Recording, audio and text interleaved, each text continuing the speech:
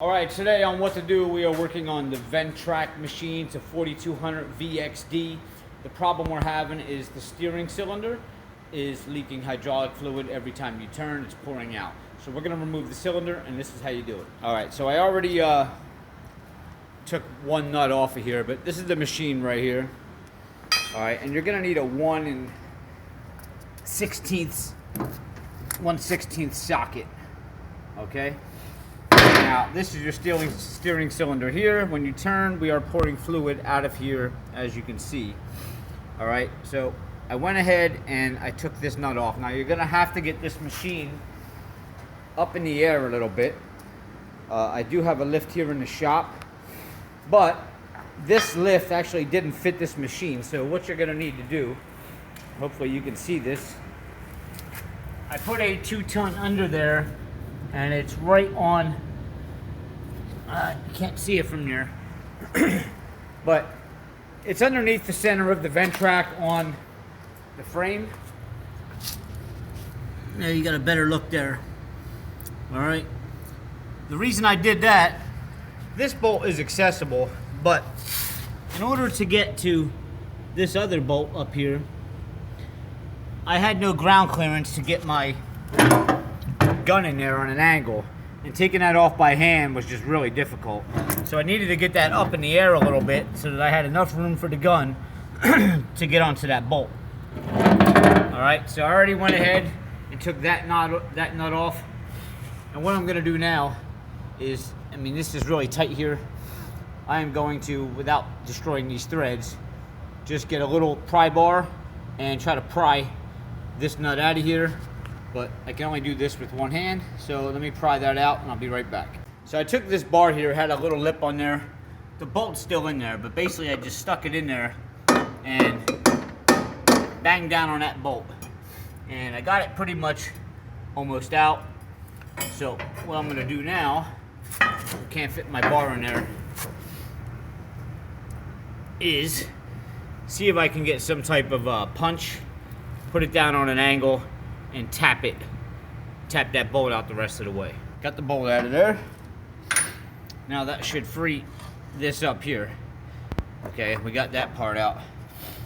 Now, rather than take the hydraulic lines off now, I think what I'm gonna try to do is remove that second bolt with my impact, and I should be able to pull this cylinder out a little bit more to give me clearance to get to that back hydraulic fitting back there, because I can't get to it.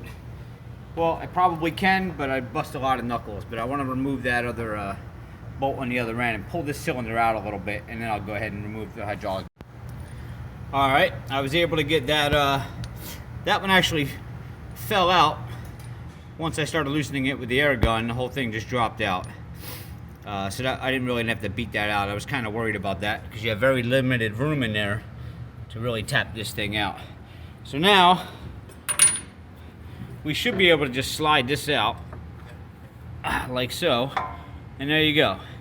Now I have a lot more room to get here to my hydraulic lines. All right, so we're gonna go ahead and we're gonna take these 2 lines off here, but make sure you got a bucket underneath it here, and you got some plugs for your lines to plug these up, because you are going to leak fluid. I got my pan underneath. Now, before I go crazy and take all this off, you really just want to look at your new cylinder. And there's nothing worse than taking a part off and then finding out the other part's wrong. So before we get too far into it, just kind of eye it up. Make sure that your fittings are in the right spot. And you got the right ends on here that match up everything you have there. And I need some light on here again. Everything here kind of matches up identical to what I need there. So this part number, got this from Lawn & Golf. It's 23.0129, and that's the steering cylinder for the Ventrac. And now to take these off, this thing's gonna kind of wobble. So what you want to do now is you're gonna put this back in where you got it from. All right, so slide your back in first and slide this back in there. Now when you go to turn this, this thing won't flop around on you. Now the one in the back that I wanted to get off, to take these bolts off first for, because there's no room in here. You'll have a zip tie right here. You want to cut this zip tie. After you take this line off, you'll be able to spin this whole cylinder around and get to that other side now, but you're going to have to stick this back in the grooves on each side also to prevent it from spinning. Alright, but we got to get this front line off first because it's not allowing me to really spin it all the way around. Alright, there, we got it resting back in place. So now when I turn this, alright, see? Didn't move the cylinder at all. I'm still able to get that off.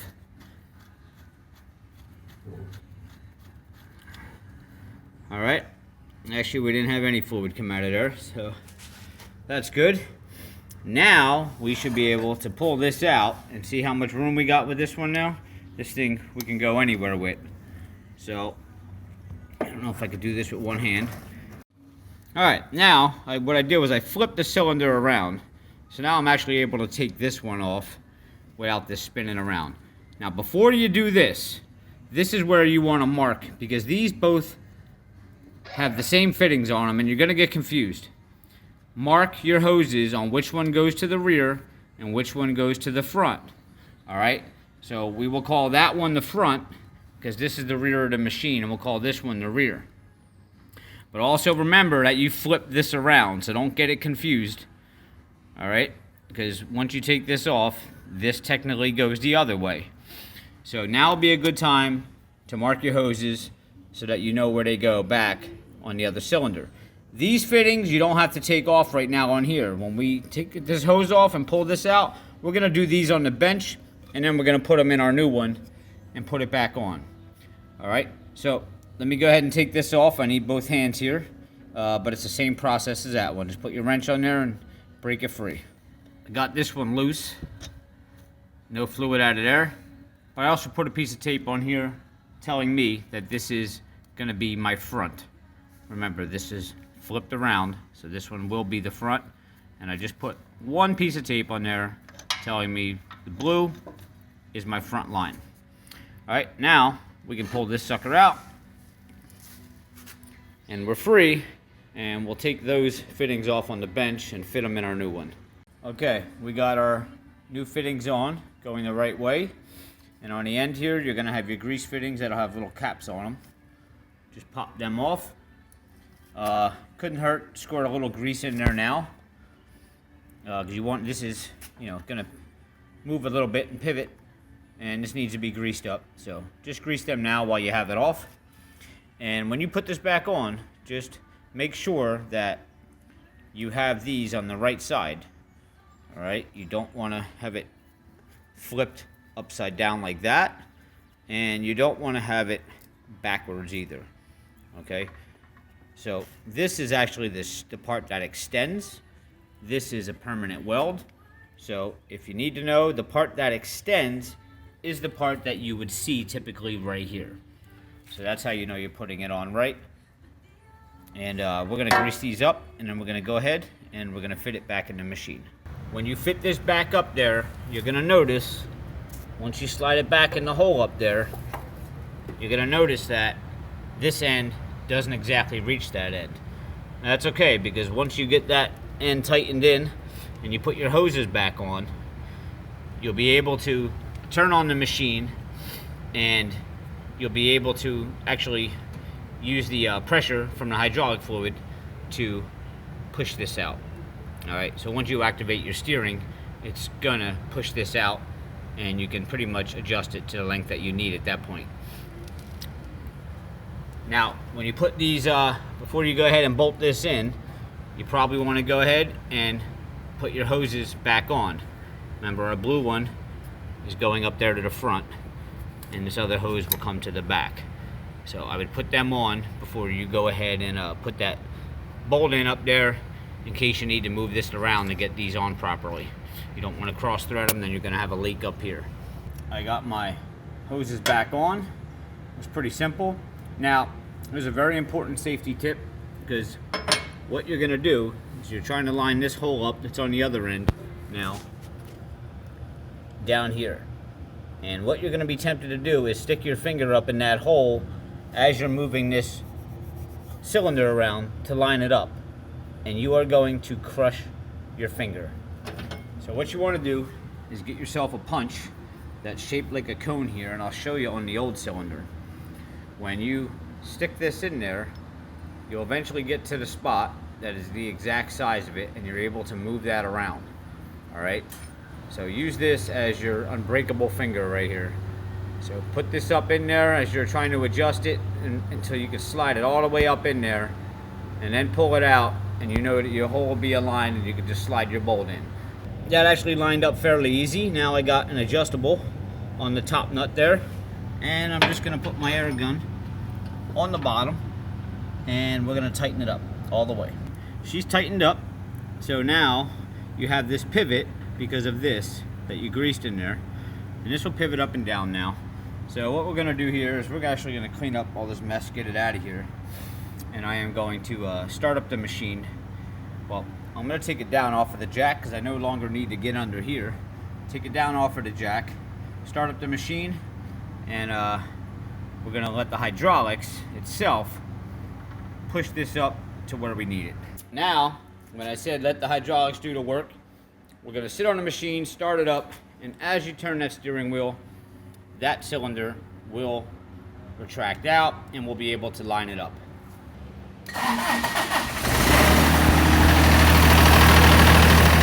Turn the steering wheel with my hand here. There it goes. See it come out? Now, you just want to retract it out enough to where you need it. We're going to come down here, and we still need to come up a little bit more. So I'm probably going to need my other hand to turn that steering wheel at the same time so I can get this lined up in here. Now, be careful of your fingers. Probably should have gloves on. But I'm going to set the camera down. But basically what I'm going to do is I'm just going to turn the steering wheel while I hold it with my other hand and guide it in there. I got it up in there now. It was really easy. Just went right in there. Now, you can take your punch and stick it up in there rather than your finger. And just push it all the way. You get that as straight as possible. Now we're going to take our bolt, and that should slide right up through there. Bam, just like that. And just put the nut on, and we'll go ahead and tighten that up with the air wrench and the adjustable. And that's it. That's how you do it, folks. Please hit subscribe below.